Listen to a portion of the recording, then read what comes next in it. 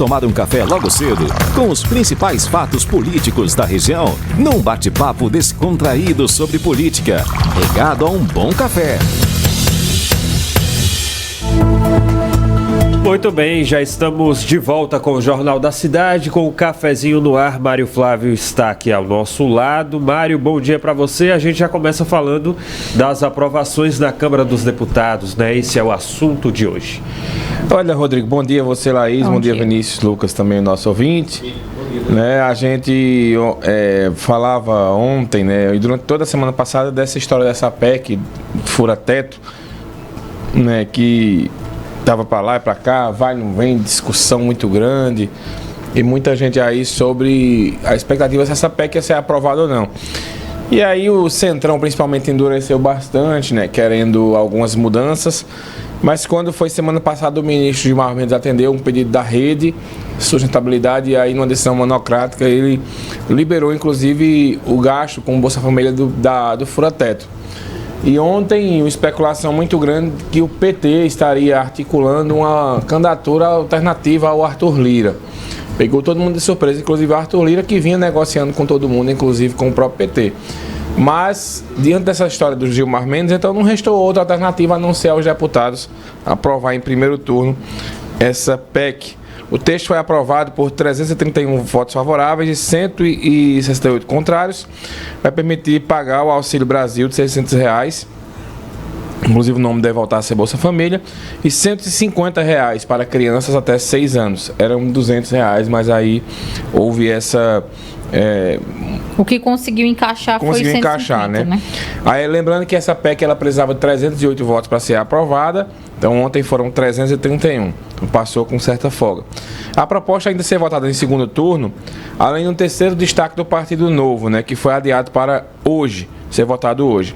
Os outros dois destaques dos trechos separados que podem alterar o texto foram analisados ontem, né, pelo PL e pelos republicanos. A proposição do PL, que retira do texto o trecho que autorizava a equipe de transição, sugeria a destinação dos 145 bilhões fora do teto de gasto, foi aprovada. Já, então, a vitória aí do governo Bolsonaro, né, que deixa o governo Lula, né, o futuro governo Lula, travado com esses 645 bilhões a mais. Então, o governo Bolsonaro conseguiu essa derrota aí, essa vitória.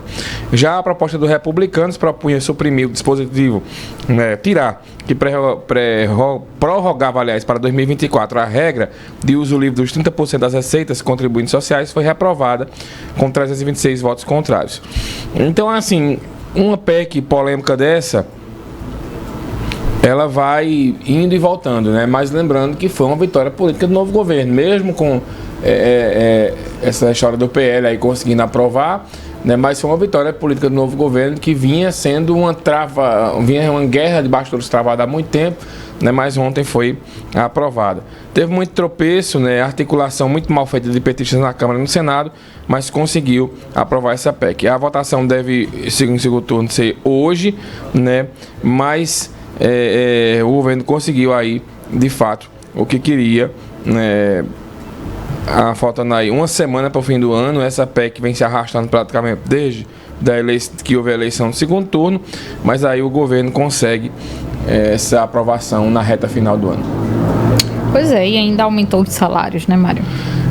Rapaz, pegou todo mundo de surpresa ontem, porque isso quase não vinha sendo noticiado, né? Eu mesmo não vi pela imprensa. Também não. E isso cria um efeito cascata, viu, Laís? Porque o que acontece? Como é que os salários dos deputados estaduais e vereadores, eles são pagos? Como é que eles são calculados, digamos assim?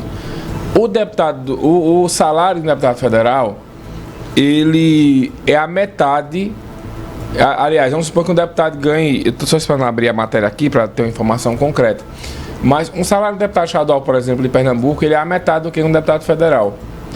E o salário do vereador, ele é, por exemplo, metade do deputado estadual. Ele pode ser a metade do deputado estadual. Então, consequentemente, né, se os vereadores de Caruaru entenderem, eles podem propor um reajuste aqui baseados na lei.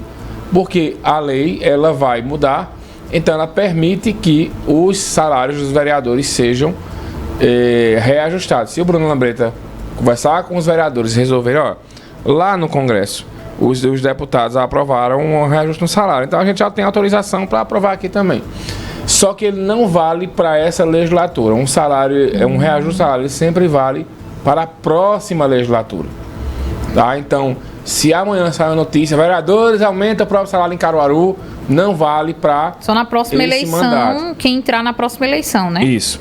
O aumento foi de 37% nos salários maior que a inflação de deputados e senadores.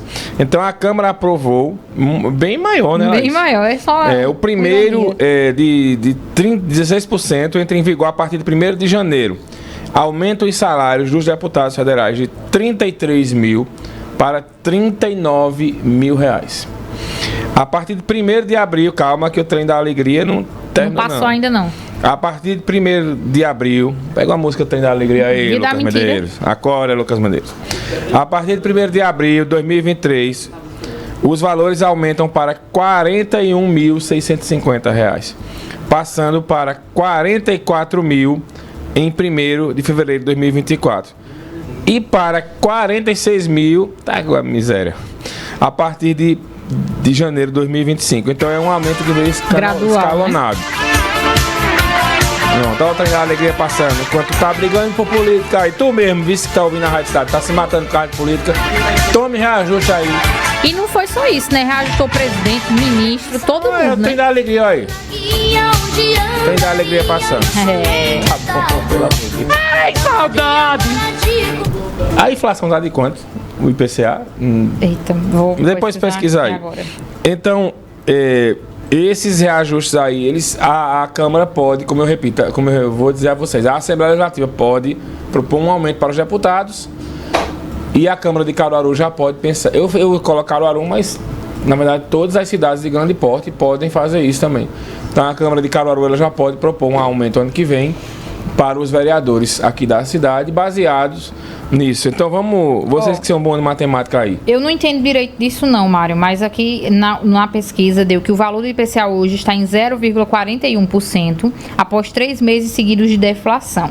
A inflação acumulada dos últimos 12 meses chega a 5,90%, menor taxa em 21 meses, e o acumulado do ano fica em 6,47%. Então os deputados estão aumentando para 37, né? Tá bem acima. Faça uma conta aí, Rodrigo, você que é um cara bom de matemática. Rapaz... Não, mas essa é fácil. O salário do deputado federal vai para 40 mil. 39.293. Então, um deputado estadual, ele, consequentemente, ele pode ter um salário de 20 e poucos mil. Baseado mais ou menos nisso aqui, né, os salários dos vereadores podem subir um pouquinho aqui. Então, vai depender muito aí do entendimento do vereador. Mas isso pode acontecer para qualquer cidade ou depende do porte dela? Depende do porte. Varia muito dependendo do porte. Tem cidade que as cidades que elas têm uma quantidade de habitantes, no meu caso de Caruaru, elas se encaixam em um determinado percentual.